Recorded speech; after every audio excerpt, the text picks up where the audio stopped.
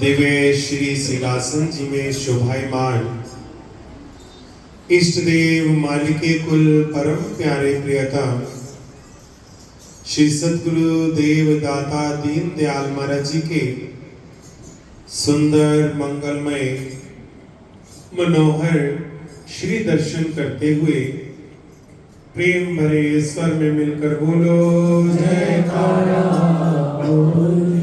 श्री गुरु महाराज की जय, बोलो साचे दरबार की जय। महापुरुष अपने पावन चरणों में बिठा करके हमारी भक्ति को दृढ़ कराते हैं और हमें भक्ति का पाठ पढ़ाते हैं। सतगुरु की हजूरी में जो भी भाव रखे जाते हैं, जो भी भजन श्री चरणों में रखे जाते हैं, उन भावों में सतगुरु की मंजूरी होती है, क्योंकि बिना सतगुरु की मंजूरी के सतगुरु की हजूरी में कुछ भी कह पाना संभव नहीं है। जब तक सतगुरु कृपा ना करे, जब तक सतगुरु रहमत ना करे, तब तक उनकी हजूरी में कोई कहां बोल सकता है। अभी इसी साल की बात है कि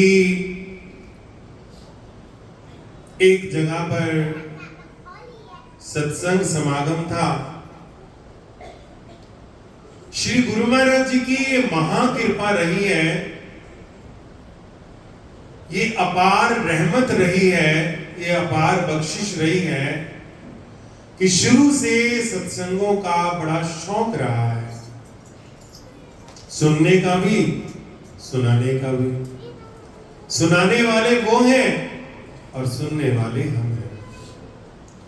किसी जगह पर संत समागम था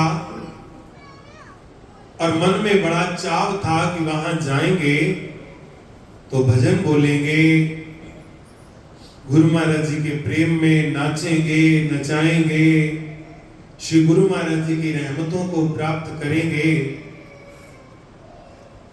अचानक कुछ समय पूर्व ही परम पूज्य श्री भाई जी महाराज जी का आदेश आ गया कि आपने संत समागम में नहीं जाना और इस सेवा के लिए आपने जाना है।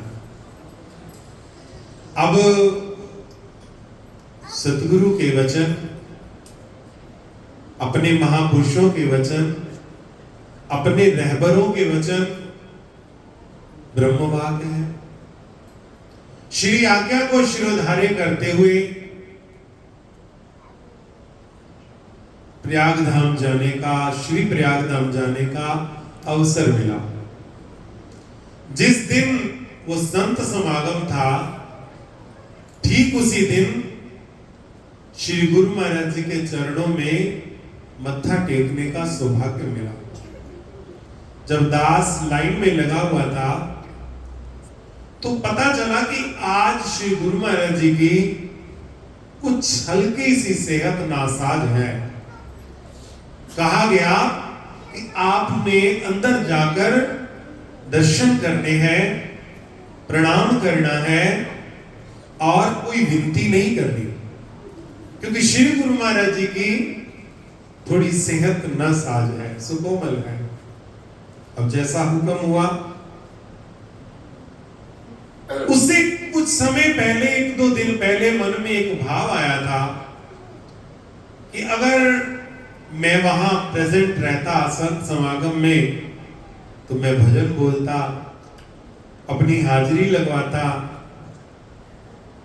मेरी वहां हाजिरी नहीं हुई, चलो जैसी मौज है। प्रेमियों, वो कहते हैं नचण वाले दी अड्डी न रहती ते गान वाले दा मुंह। जिसको भजन गाने का शौक हो ना तो कुदरत रचना रचा देती है। मन में बड़ा भाव की गुरु महाराज जी की जो मौज परम पूज्य भाई जी की आज्ञा हुई है, जहां जाना था वो भी कुछ दुखी हुए, मगर जब आज्ञा सुनी कि श्री भाई जी ने वचन फरमाए हैं तो सब ने कहा ठीक है। अंदर गए जब श्री गुरु महाराज जी की हजूरी में, तो अंदर जाकर क्या देखा कि श्री गुरु महाराज जी दिव्य सिंहासन पर विराजमान हैं और नेत्र बंद है।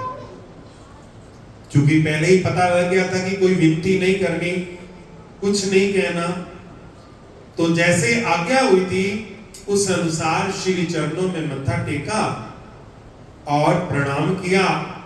मन ही मन श्री गुरु महाराज जी का धन्यवाद किया और प्रसाद लेके वापस चल पड़ा।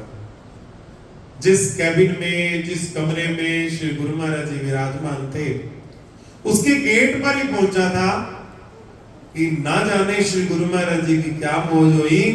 श्री गुरु महाराज जी एकदम नेत्र खोले और नेत्र खोलते ही दृष्टि पड़ी और दृष्टि पड़ते ही फरमाया, महात्मा जी तू कदों आए? अब जब श्री गुरु महाराज जी ने फरमाया है तो मैं गेट से आगे आया, फिर मत्था टेका और श्रीमान प्रेमी महात्मा जी ने विनती की कि कल ही आए हैं। तो श्री गुरु महाराज जी एकदम बड़ी सुंदर मौज में विराजमान होकर फरमाते हैं, अच्छा आ गए हैं, उन्हें एक भजन तो सुना दे फिर।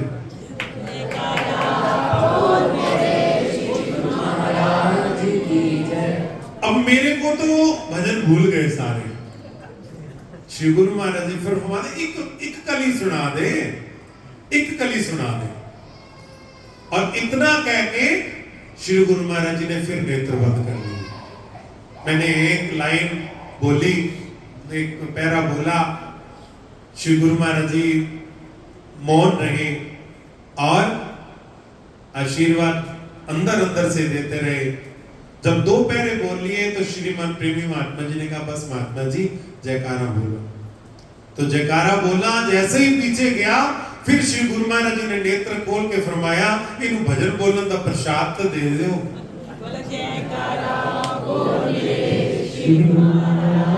अब मेरा ये कहने का अभिप्राय कि सतगुरु की हजूरी में, सतगुरु की हजूरी में सतगुरु की मौज के बिना कोई कह नहीं सकता। वो जो सुनना चाहते हैं वही सुनते हैं, और वो जो भाव देते हैं वो भाव कहीं ना कहीं हमारे लिए शिक्षा होती है, हमारे लिए प्रेरणा होती है, हमारे लिए आशीर्वाद होते हैं और हमारे लिए मार्गदर्शन होता है। ये श्री गुरु महाराज जी हम सेवकों को मार्गदर्शन देते हैं कि हमारे जीवन में जिस प्रकार सब्जी बनाने वाला जानता है कि सब्जी में क्या कम है, नमक कम है, मिर्च कम है, मसाले कम है, या भी पकी नहीं है, क्या कम है, वो वही चीज डालता है। तो श्री गुरु महाराज जी भी हम सेवकों के जीवन को जांचते हैं, देखते हैं कि इनके जीवन में किस चीज की कमी है, इनके जीवन में क्या कमी है, इनको क्या प्रदान करना है। और जो कमी होती है गुरु महाराज जी उसके अकॉर्डिंग हमें वो भाव देते हैं। पिछले दिनों श्री स्वामी जी महाराज जी के पावन श्री चरणों में भाव रखे। एक प्रेमी कहने लगा कि महात्मा जी आप भजन कहां से लाते हो, आप जो भजन बोलते हो वो कहां से लाते हो। मैंने कहा भैया ये तो मुझे भी नहीं पता, तो फिर भी कहीं से तो लिखते होंगे, कहीं से तो आपको मिलते ही होंगे ना। तो मैंने कहा भाई मेरे मोबाइल में गुरु महाराज जी ने जो भजन सुनना होता है वो मेरे स्क्रीन पे आ जाता है और गुरु महाराज जी मेरी सेवा स्वीकार करते हैं और वो भजन सुन लेते हैं। बोलो जयकारा बोल दे। ये भजन नहीं, ये गुरु महाराज जी का प्रसाद है, ये गुरु महाराज जी की शिक्षा है, ये गुरु महाराज जी की रहमत है। वो हमें कैसा बनाना चाहते हैं, ये जितने भी भाव इतने दिनों से आप प्रेमी श्रवण कर रहे हैं, ये प्रेम रस के भाव हैं। और प्रेम रस का भाव क्या कहता है? मेरा सिर जाए ना जाए, मेरा सेवक धर्म न जाए। ये प्रेम ही तो है, ये प्रेम ही है जो ये समझाता है कि सिर जाए तो जाए मगर सेवक धर्म ना जाए। गुरु महाराज जी हमें पक्का करना चाहते हैं, कड़ा कच्चा है या पक्का है खड़काएगा, वो खड़काते हैं और कच्चे को पक्का करते हैं, दृढ़ करते हैं। आज सुबह भी सत्संग में वर्णन आया ना कि जरूरत दृढ़ता की है। गुरु भक्ति दृढ़ता का नाम है, परिपक्वता का नाम है, मजबूती का नाम है। जिसके जीवन में संसार की भक्ति भक्ति है ऐसा नहीं, मगर वो भक्ति दृढ़ नहीं है। क्यों? क्योंकि संसार को अपने स्वार्थ के हिसाब से भक्ति करनी है, मगर गुरु भक्ति दृढ़ भक्ति है, जहां पर स्वार्थ नहीं, गुरु आज्ञा को सन्मुख रखा जाता है। और जब गुरु आज्ञा को सन्मुख रखकर सेवक कोई भी कर्म करता है तो वो कर्म जो है वो सद्गुरु की प्रसन्नता का साधन बन जाता है। श्री ग्रंथ जी के अंदर वर्णन आता है कि शिष्य 108 श्री चतुर्थ पातशाही महाराज जी जब शुभ साधु वेश में थे तो एक बार श्री 108 श्री तृतीय पातशाही महाराज जी ने किसी सेवा कार्य के लिए आप जी को जलंधर भिजवा दिया। जिस सेवा कार्य के लिए आए थे वहां 10 दिन लग गए। उन्हीं 10 दिनों में जन्माष्टमी का पावन पर्व भी निकल गया। और जन्माष्टमी का पावन पर्व श्री सद्गुरुदेव महाराज जी की पावन हजूरी में महापर्व मनाया जाता था। पुराने बुजुर्गों को पता होगा कि श्री कृष्ण जन्माष्टमी के दिन श्री सद्गुरुदेव महाराज जी मोर मुकुट धारण करते थे, बांसुरी धारण करते थे, शाही चोला धारण करते थे। और उस दिन जो दर्शन खुलते थे, श्री गुरु महाराज जी झूले पर विराजमान होके ऊपर से झूले में से उतरते थे।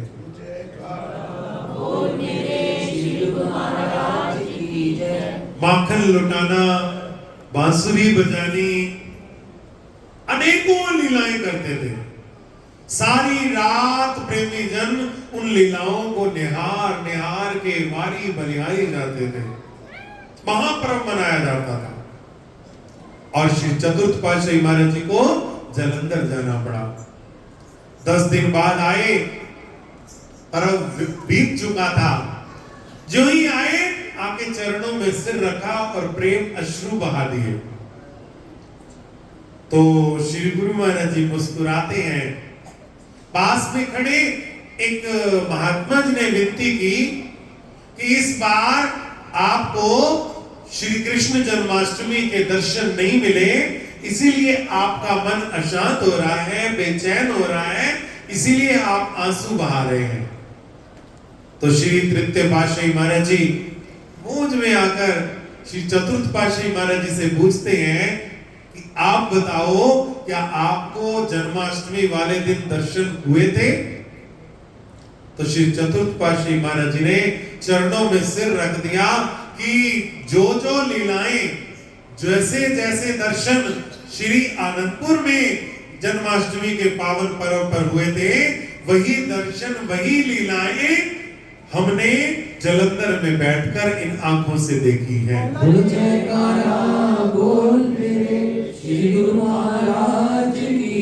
गुरु भक्ति के मार्ग पर, गुरु आज्ञा पर चलने वाला सतगुरु की प्रसन्नता का पात्र बनता है, सतगुरु की कृपा का पात्र बनता है।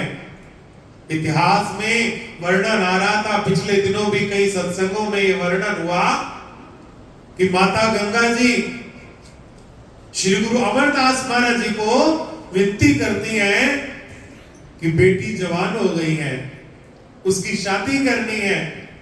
सामने से भाई जेठा जी आ रहे थे, सामने से भाई जेठा जी आ रहे थे, जो कि समय आने पर श्री गुरु रामदास महाराज जी के रूप में प्रकट हुए। तो श्री गुरु महाराज जी पूछते हैं कि कैसा लड़का चाहिए। तो माता जी कहती हैं कि जिवें दा वो आंदा पे ना लड़का तो एवें दा होए। तो श्री गुरु महाराज जी बुला लेते हैं। तो भी पिछले दिनों सुना होगा आपने कि भाई जेठा जी एक समय ऐसा था जो दरबार के बाहर घुगड़ियां बेचा करते थे। जब वो आते हैं तो श्री गुरु महाराज जी फरमाते हैं भाई जेठा तेरा ब्याह करना है। तो माता जी कान में कहती है महाराज जी इहदे नाल नहीं करना। तो श्री गुरु महाराज जी कहते तुसी ते क्या सी इहो जिहा चाहिदा है, कहते इहो जिहा चाहिदा ये थोड़ी चाहिदा है। तो वो श्री गुरु महाराज जी फरमाते हैं एदे वर्गा तो फिर यही हो सकता है, एदे वर्गा तो यही है, एदे नाल क्यों नहीं करना। तो माता जी कहती है ना इदा कारे, ना इदा दारे, ना इदी मां है, ना इदा प्यो है, ना इदे कोल कुछ है वे, इदे नाल ब्याह किवें होवे। तो श्री गुरु अमरदास महाराज जी बड़ी मौज में आए, आके फरमाते हैं कि एदी मां भी मैं आ, एदा प्यो भी मैं आ, एदा ऐसा घर बनेगा जिदे घर वर्गा संसार च कोई घर ही नहीं होएगा। श्री गुरु महाराज की जय। आज अमृतसर में स्वर्ण मंदिर है। कहते तू कहनी है एदे कोल कुछ नहीं, एदा तो सोने दे गुंबज वाला मंदिर, सोने दा मंदिर होएगा।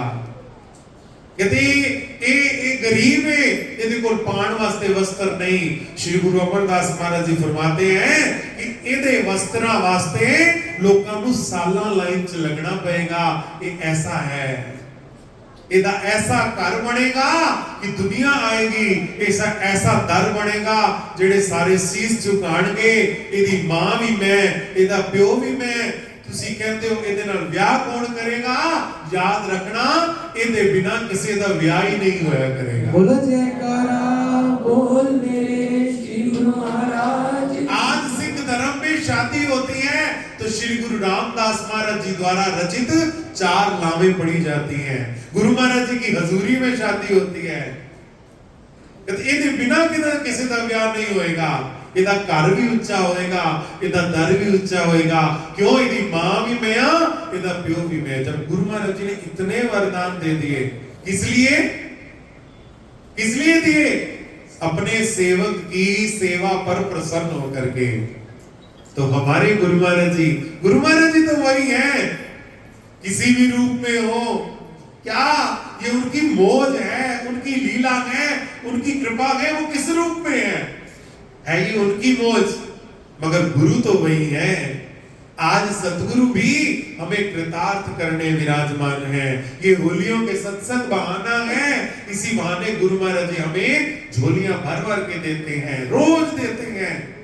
अपने वचन, अपना सत्संग, अपना संग, अपना रंग, अपना प्रसाद, अपना आशीर्वाद, अपनी रहमतें, अपनी नेमतें, अपनी बरकतें, अपनी बख्शिशें गुरु महाराज जी झोलियां भर भर के दे रहे हैं। श्री गुरु महाराज की खुश नसीब हैं हम इन खुशियों को प्राप्त कर रहे हैं। तो इन खुशियों को हृदयंगम करना है, इन वचनों को हृदयंगम करना है, गुरु महाराज जी का आशीर्वाद पाना है, जीवन का कल्याण करना है। बोलो जयकारा बोल मेरे श्री गुरु महाराज की जय। आज की इन मंगलमय घड़ियों के लिए श्री गुरु महाराज जी के पावन चरणों में, अपने महापुरुषों के पावन चरणों में कोटानुकोट धन्यवाद एवं शुक्राना एवं बधाई के पुष्प अर्पित करते हैं। बोलो जयकारा बोल मेरे श्री गुरु महाराज